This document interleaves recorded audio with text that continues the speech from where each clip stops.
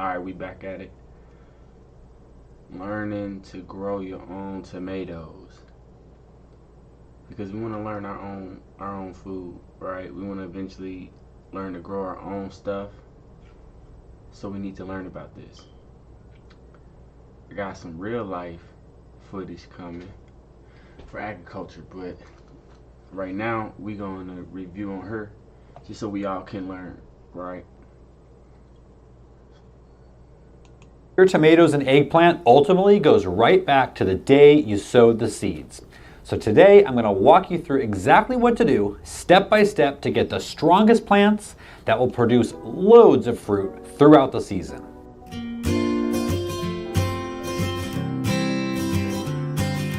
Hey, I'm Brian with Next Level Gardening. If you're looking to join an online garden community that offers tips, tricks, and support to help take your garden to the next level, you're in the right place. Get started now by clicking subscribe and hit the bell so you never miss anything.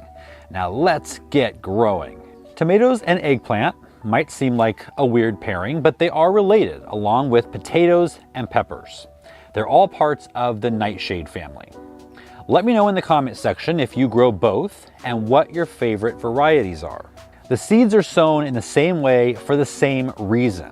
The only difference is tomatoes will germinate in cooler soil than eggplants will, but we'll get to that in a bit. Both tomatoes and eggplant seeds can be started indoors 6 to 8 weeks before your last frost date. They can be planted into the garden as transplants about 2 to 3 weeks after your last frost date. So before we get started with the process, I'm going to go through the varieties that I'm going to be growing this year. So in a previous video, I talked about how I was going to be growing more hybrid seeds this year rather than heirlooms.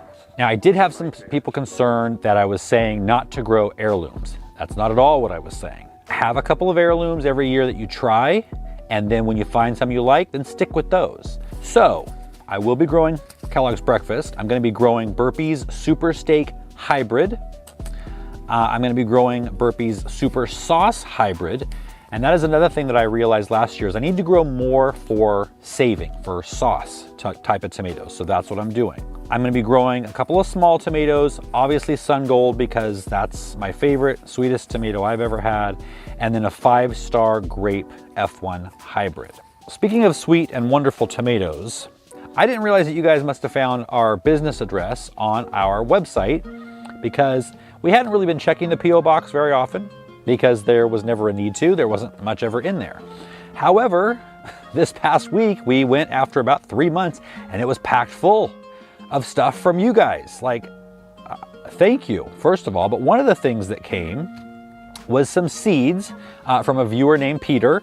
And he said that he has driven hours to get these seeds or seedlings because they're that good.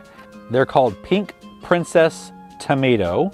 They are an heirloom and 62 days to maturity, it says. That's pretty fast for a tomato. So thank you, Peter. Thank you for everyone who've sent some things. We're still going through them, but I really appreciate that. And then last year I grew an eggplant. I forget the name, I'll put it on the screen. Unfortunately, the fruits weren't as good. They had thick skin and they had a lot of seeds. So I have heard that Asian Delight, it's an F1 hybrid, has thin skin and not as many seeds. So I'm gonna try that one this year. So now I'm gonna first talk about what I'm going to sow the seeds in container-wise. And that is what I've always used, and that is red Solo cups. And these have been used for years. And these are probably gonna last me many, many more years before I have to get rid of them. And you can use any color of Solo cup you want.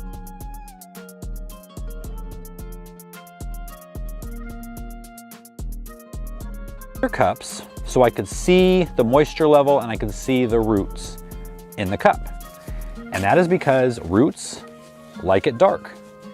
In nature, they're in the ground, they don't get light. So then they said, I answered that to them, and then they said, well, why don't you put that inside of a Solo cup? Well, then you're just using twice the amount of plastic. So for me, I've always done it this way, and it's just always worked. The only thing you need to do with the Solo cups is to put some drainage in them. And you can use scissors and just snip around the edge, maybe 4 places.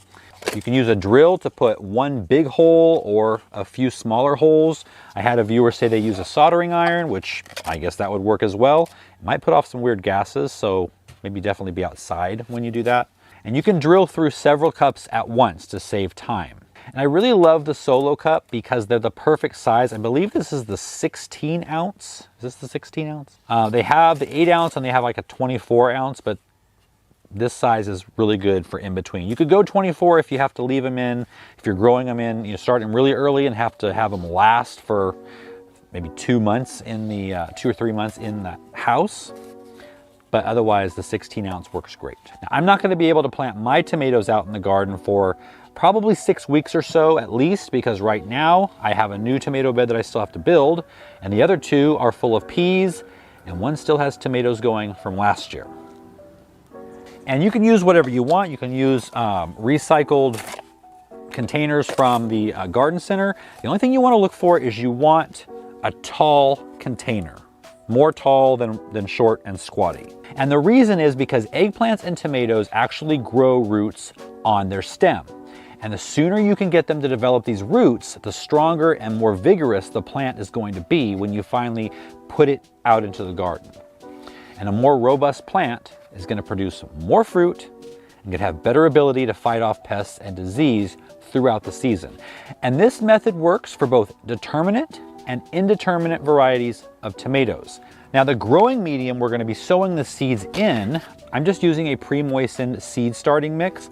I will link all of the products that I talk about here are going to be linked down below. Pre-moistened is important and it should have the feeling of a wrung out sponge. So when you squeeze it, you might get a few drops out of there, but really it's just going to be nice and crumbly. All right, so when it comes to filling the cups, we're only going to fill the cups a little less than halfway up. This is really important going forward. So we're just going to put 2 seeds in the container and we're going to press them down a little bit and just cover them with a tiny bit of potting mix. And you just want to bury them about 1/4 of an inch to 1/8 of an inch. Now the extra seed, the second seed, is just an insurance policy, so in case one doesn't germinate, you've still got a plant for each cup. Now I've been asked about soaking the seeds overnight for better germination. I've never done that with tomatoes. I've never had a germination problem. They're fairly easy to germinate. If you want to do that, that's fine, but to me that's just an extra step. Now if both of the seeds germinate, you want to wait until they both have their first set of true leaves. The first 2 leaves that come out of the soil are the seed leaves, and then the second pair of leaves, which look like actual tomato leaves, those are the first true leaves. And once they've got that, choose the weakest one and snip it off at the base of the stem. Or if you're not heartless, you can go ahead and pull the entire thing out of the cup, tease them apart, and then give them their own separate cups. Also, once they have their first set of true leaves, you can begin to fertilize them. I fertilize mine every 2 weeks, half strength, with a liquid organic fertilizer. Now I use Neptune's Harvest fish and seaweed formula, but you can use any, well-balanced organic liquid fertilizer. Neptune's Harvest can be found on the link below as well, and there is a discount that you can take advantage of. Always remember to label your seedlings because you will forget, especially if you have lots of different kinds. If you're getting something out of this video, please click the thumbs up button. It really helps the video out, pushes it out to a wider audience. If you want to share it with a gardening friend, that would be great. I would really appreciate it. If you haven't subscribed already, please do. So you want these to be moist. Now I pre-moistened mine, so that's okay. If you don't think it's moist enough, give them a little water. What you don't want to do is water them inside of a tray like this and then let them sit in that water. So if you have them in a tray, you can water them, but then empty the tray out and then sit these back in. You shouldn't have to water them again until after they have germinated because what we're gonna do is to keep the moisture in is put a humidity dome. Now this came with the tray, so it's all in one, but just put that on there. It's not gonna fit perfectly because these cups are a little tall, but it's gonna keep enough of the moisture in, and you can check it every few days and just make sure. But these should germinate in 7 to 10 days. And once they've germinated, you're going to remove the humidity dome. It does not go back on. Now, if you really want to supercharge germination, like almost cut the time in half, then you can get a seed heat mat. And that just keeps the ambient temperature below the tray at about 70 or so degrees. The heat mat at this time of year for tomatoes is probably not a necessity, but with eggplant, it definitely is. Eggplants need more heat to germinate than tomatoes do. But it does speed things up for tomatoes as well. I think last year mine germinated in 4 days. Same rule as with the humidity dome. Once you have germination, you take off the humidity dome and you turn off the bottom heat. You're done with it. Now, if you have any more questions about seed starting in general, I will link some videos I did down in the description, including a video about grow lights for every budget. A lot of people ask if you can get these started in a sunny window. Probably not. If your window receives 6 hours minimum of direct sunlight, not just bright light, it needs direct sun 6 hours a day, then maybe. If you have a greenhouse in the sun, that's fine, but you still want the potting mix to be warm, so you might still need a heat mat underneath it. All right, now we're gonna jump ahead. Put this aside. We're fast forwarding time now to when your plants are growing and they've reached the top of the cup. And this is where we're gonna turn a regular tomato or eggplant seedling into a supercharged seedling. Now, I've never done this with eggplant before, so this will be my first time doing that. I will report back with the results. They have the same type of stems as a tomato because they're related.